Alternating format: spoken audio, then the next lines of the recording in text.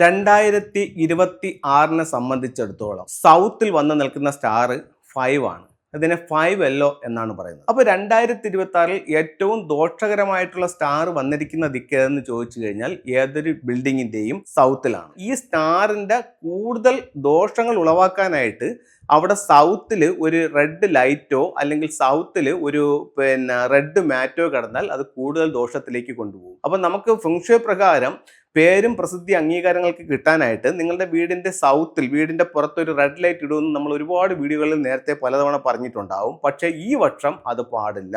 ഈ വർഷം അവിടെ ഇട്ട് കഴിഞ്ഞാൽ നമ്മുടെ ദോഷങ്ങൾ പരമാവധി വർദ്ധിക്കും. അവിടെ നമുക്ക് ഉപയോഗിക്കാവുന്ന കാര്യങ്ങൾ എന്ന് പറഞ്ഞാൽ 6 റോഡ് വിൻഡ്ചെയിംസ് ഉപയോഗിക്കാം. 6 റോഡ് വിൻഡ്ചെയിംസ് എന്ന് പറഞ്ഞു കഴിഞ്ഞാൽ ഇത് 6 പൈപ്പുകളുള്ള ഒരു ബെല്ലാണ്, വിൻഡ്ചെയിംസ്. ഇത് പല പ്രോഗ്രാംസിലും നമ്മൾ പറഞ്ഞിട്ടുണ്ട്. നിങ്ങളുടെ വീടിന്റെ നോർത്ത് വെസ്റ്റ് കോർണറിൽ ഇത് ഹാങ് ചെയ്യാനായിട്ട് പറഞ്ഞിട്ടുണ്ട്.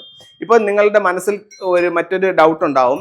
അപ്പോൾ എൻ്റെ വീടിന്റെ നോർത്ത് വെസ്റ്റ് കോർണറിൽ ഇത് ഇത്തരത്തിലുള്ളൊരു വിൻഡ്ചെയിം കിടപ്പുണ്ട്, അതിനെ ഞാൻ എടുത്ത് നോർത്തിൽ ഇട്ടാൽ മതിയോ എന്ന് തോന്നും. പക്ഷെ അത് വേണ്ട.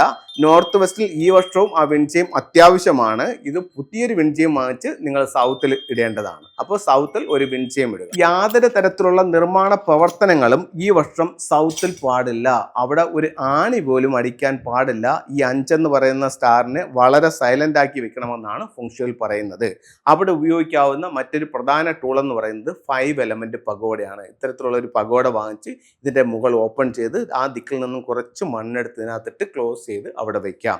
അപ്പം ഇത്തരം കാര്യങ്ങൾ നിങ്ങളൊന്ന് ചെയ്തു നോക്കൂ. നിങ്ങളുടെ ഈ ദോഷം കുറയ്ക്കാനായിട്ട് നല്ല ടൂളുകളും പരിഹാരങ്ങളുമാണ് ഞാൻ നിങ്ങളുമായിട്ട് ഷെയർ ചെയ്തത്. നമുക്ക് എല്ലാ വർഷവും പ്രധാന വാതിൽ മാറ്റിവെക്കാൻ പറ്റില്ല. അപ്പോൾ എങ്ങനെ വീട് വെച്ചാലും 9 വർഷത്തിലൊരിക്കൽ ഈ നക്ഷത്രം നമ്മുടെ വാതിലിൽ വരും. അപ്പോൾ ആ വരുന്ന സമയത്ത് അതിന് തൊട്ട് മുന്നേ അതിൻ്റെ പരിഹാരങ്ങൾ ചെയ്താൽ ഇതിൻ്റെ ദോഷത്തെ പരമാവധി കുറയ്ക്കാനായിട്ട് നമുക്ക് സാധിക്കും.